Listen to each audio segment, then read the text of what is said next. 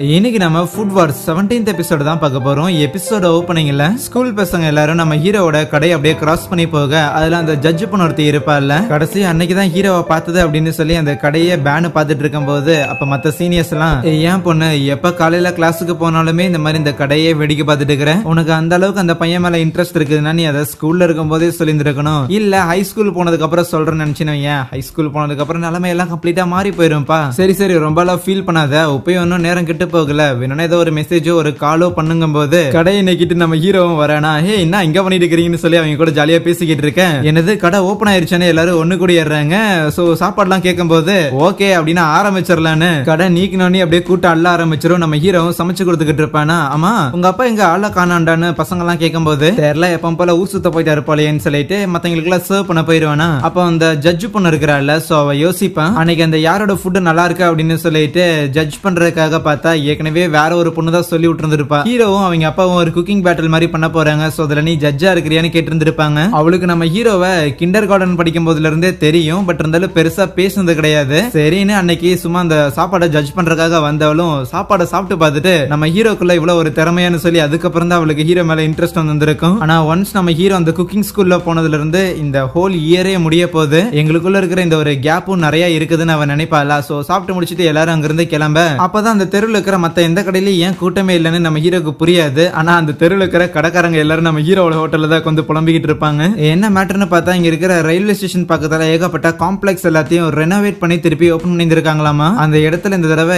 ஏகப்பட்ட கடைகள் இருக்குது, துணியில இருந்து சாப்பாடு கடை வரைக்கும். ஈவன் அந்த ஸ்கூல் பசங்க இருக்கிறாங்கல்ல, சோ அவங்களுமே அந்த கடையில எல்லாம் சாப்பிட்டு இருந்திருப்பாங்களாமா. ரொம்ப நல்லா இருக்கும், அது ரொம்ப நல்லா இருக்குங்கிறதான் பிரச்சனையே. லோக்கல் சேனல்லையும் அதை பத்தின நியூஸ் எல்லாம் டெலிகாஸ்ட் ஆக ஸ்கூல் பசங்கள்ல இருந்து வேலை முடிச்சு வர எல்லாருமே அங்கதான் போய் சாப்பிட போறாங்க. இந்த இடத்துக்கு எவனும் வரதில்ல, போற போக்குல நான் கடையதான் இழுத்து முன்னு போலேன்னு புலம்பும் போது மத்த கடைக்காரங்களாம் அப்படிலாம் கிடையாதுப்பா, இது வந்து காலத்தின் மாற்றங்கள், அப்பப்ப இந்த மாதிரியான மாற்றங்கள் நடக்கதான் செய்யும், நம்ம பிசினஸும் டவுன் ஆக தான் செய்யும் சொல்றாங்க. இதை கேட்ட ஹீரோ அப்படின்னா சரி நம்ம திருப்பி நம்மளோட கஸ்டமர்ஸை எப்படி வின் பண்றது அப்படிங்கறத பத்தி யோசிச்சாகணும். அவங்க ஃப்ரைடு சிக்கனை வச்சுதான் மக்கள் எல்லாரையும் அட்ராக்ட் பண்ணாங்க. சோ நாமளும் அதே சிக்கனை வச்சு வேற ஏதாவது ஒண்ணு பண்ண ட்ரை பண்ணலான்னு அந்த கடைக்காரங்க எல்லாருக்கும் மோட்டிவேட் பண்றானா. சோ அவங்களும் ஓகே சரிதான் ஏதோ சொல்றான் அப்படின்ட்டு ஒத்துக்கிறாங்க. அப்ப அந்த ஜட்ஜ் பொண்ணு இருந்தால, சோ அவ பார்த்தா அப்படியே ஒரு மாதிரி பயந்துகிட்டே நம்ம ஹீரோ கிட்ட என்ன பேசலாம் அப்படின்னு யோசிச்சுக்கிட்டு இருக்கேன். இதை கவனிச்சு அந்த சீனியர் பொண்ணு இவளுக்கு ஏதாவது ஹெல்ப் பண்ணணும்னு சொல்லிட்டு நம்ம ஹீரோ கிட்ட கொண்டாந்து நிறுத்திக்கிட்டு நீ ஏதோ புதுசா சிக்கன் ரிலேட்டடா மெனு ஒன்னு கிரியேட் பண்ண போற இல்ல, சோ அது நல்லா இருக்கா நல்லா இல்லையான்னு சொல்லி டேஸ்ட் பண்றதுக்காக இந்த ஒரு பொண்ணை வேணா கூடயே வச்சுக்கணும் சொல்லும் போது நம்ம ஹீரோவுமே பெருசா எடுத்துக்காம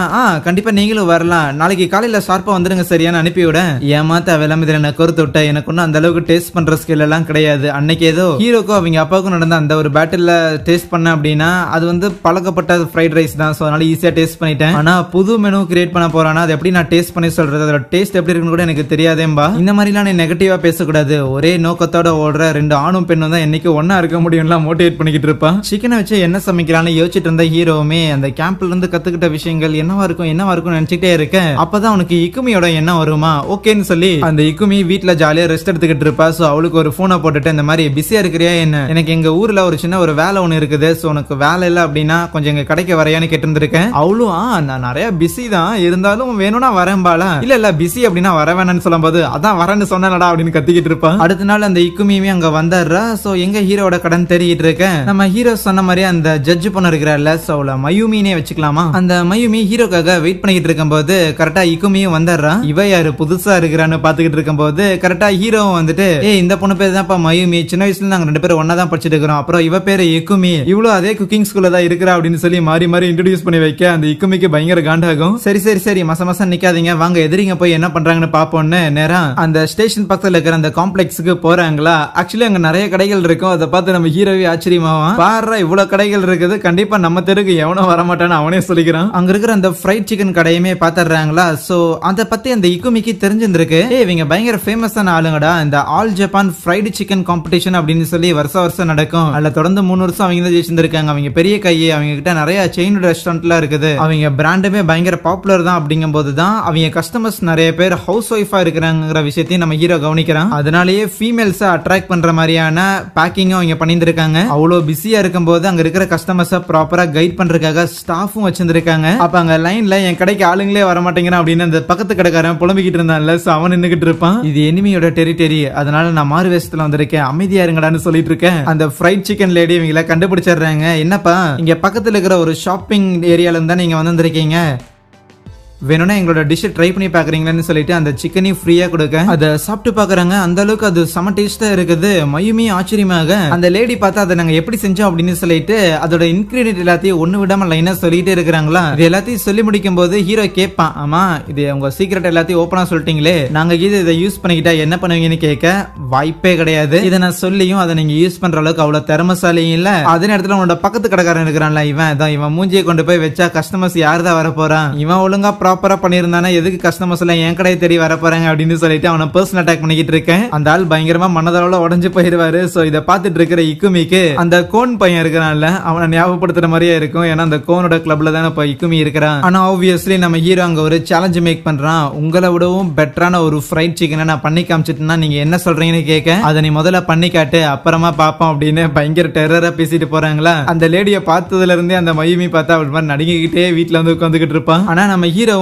இக்குமியும் அதை நினைச்சு பயப்படாம எப்படி இவ்வளவு காமா இருக்கிறாங்கன்னு சொல்லி இந்த மயுமிக்கு ஆச்சரியம் தான். ஓகே, அந்த கடையில எந்த மாதிரி இந்த சிக்கனை செஞ்சாங்களோ நம்மளும் அதே மாதிரி செய்வோம்னு சிக்கன் பிரஸ்ட் எல்லாத்தையும் கட் பண்ணி ப்ராப்பரான ஸ்பைசஸ் எல்லாம் ஆட் பண்ணி மிக்ஸ் பண்ணிட்டு கிட்டத்தட்ட ஒரு 10 மணி நேரம் அப்படியே காய விடணுமாமா. இறுதியா உருளைக்கிழங்கோட தூவல்கள் கொஞ்சம் மேல இருந்தாகணும். சோ அப்பதான் அந்த கிறிஸ்பியான ஃபீல் கிடைக்கும். இப்போதைக்கு சரியான பதத்துல இதை வேக வச்சு பொரிச்சு கொடுத்தாலே போதும்னு எடுத்து கொடுத்தா அந்த மயுமிக்கு இது பயங்கர டேஸ்டா இருக்குமா. இருந்தாலும் எங்கேயோ இடிக்குதேன்னு ஹீரோ யோசிச்சுக்கிட்டு இருப்பான், இன்னும் அந்த அளவுக்கு நல்லா இல்லையேன்னு. ஏன்னா அவங்களோட இந்த ஸ்பைசஸ்ல இன்னும் ஏகப்பட்ட மேட்டர் ஆட் பண்ண மாதிரி இருக்குது. எனக்கு தெரிஞ்ச ரொம்ப வருஷமா அந்த ஒரு பர்டிகுலர் இன்கிரிடியன்ட் மேக் பண்றதுக்கே அவங்க டைம் எடுத்து வந்திருக்கணும். அப்ப இக்குமி, ஆமா எதுக்கு நாம சிக்கனை வச்சு பண்ணணும், நம்ம பீஃப் இல்லைன்னா போர்க்கை வச்சு பண்ணலாம், அதுலயும் A5 குவாலிட்டியில இருக்கிற பீஃப், ஆனா அதெல்லாம் பயங்கர காஸ்ட்லியா இருக்குன்னு கேள்விப்பட்டேன்னு சொல்ல, இருக்கட்டும் என் கிளாஸ்மேட்டுங்கிற ஒரே ரீசனுக்காக வேணும்னா உனக்கு நான் கம்மியான விலையில தரேன், உனக்கு என்னால எவ்வளவு சீப்பா கொடுக்க முடியும் தெரியுமா அப்படின்னு சொல்லி அவ கால்குலேட்டர்ல கால்குலேட் பண்ணிக்கிட்டு இருக்கேன். எவ்வளவு சீப்பா இவ கொடுப்பா அப்படின்னு ஹீரோ யோசிச்சு பார்த்துட்டு இருப்பானா. கடைசியா பார்த்தா 100 கிராம் 3500 எண்ணுக்கு கொடுக்குறேன்னு சொல்லும் போது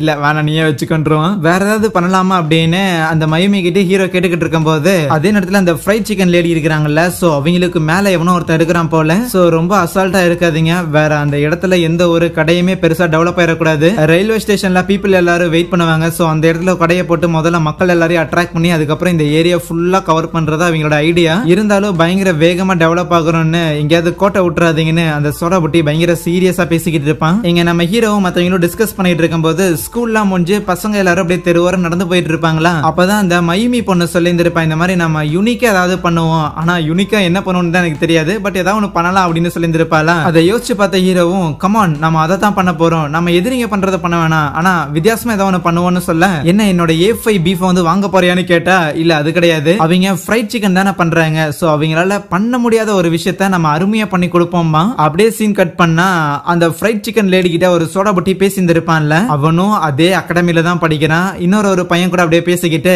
எதுக்கு தான் தேவையில்லாம இந்த ஃபால் செலக்ஷனை வெக்கேஷன் டைம்ல வைக்கிறாங்க அப்படின்னு பேசிட்டு வர நம்ம எரினாவும் முன்னாடி நடந்து போய்கிட்டு இருப்பா. பிளஸ் அந்த சோடா புட்டி யார்கிட்ட பேசியிருந்திருப்பானா, நம்ம சட்டோஷி கிட்ட. சோ அந்த கவுன்சில் ஆஃப் 10 ஏதோ ஒரு மீட்டிங் நடத்துறாங்க போல. இந்த சோடா புட்டி ஏகப்பட்ட கடைகளுக்கு இந்த மாதிரியான கன்சல்டிங் எல்லாம் கொடுப்பான். அந்த மாதிரியான ஒரு கடை தான் அந்த ஃப்ரைடு சிக்கன் கடையுமே அப்படிங்கறத காமிச்சு அங்கேயே இந்த ஒரு எபிசோடையும் முடிக்கிறாங்க.